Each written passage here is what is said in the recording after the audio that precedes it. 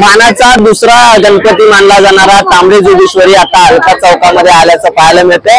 आपण या ठिकाणी पुढे पाहतो की मानाचा दुसरा गणपती जो आहे तांबडी जोगेश्वरी तो या ठिकाणी अलका चौकामध्ये आलेला आहे आणि पुढे या मंडळाच्या वतीने या ठिकाणी ढोल पथकाचं सादरीकरण जे आहे ते करणार आहे।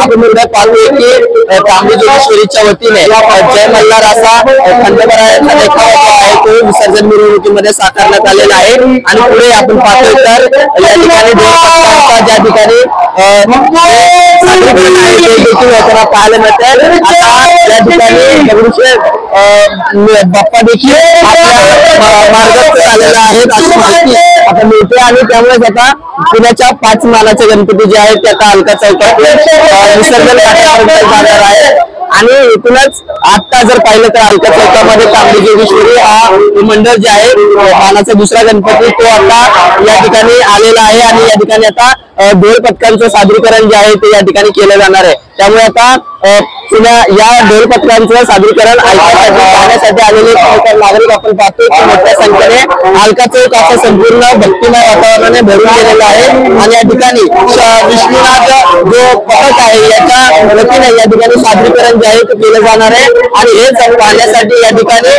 भाविकांची मोठी गर्दी जी आहे ती आपल्याला पाहायला मिळते। तांबडी जोगेश्वरीचा खंडोबारायांचा असा देखावा या ठिकाणी विसर्जन मिरवणुकीमध्ये साकारण्यात आलेला आहे।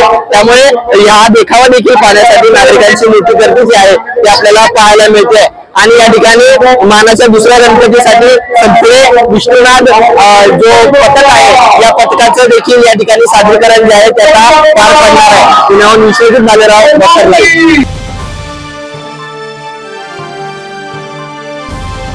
समाजकारण, प्रशासन आणि राजकारणातल्या अचूक विश्लेषणासाठी बखर लाईव्हच्या सोशल मीडिया प्लॅटफॉर्म्सना लाईक, फॉलो आणि सबस्क्राईब करा।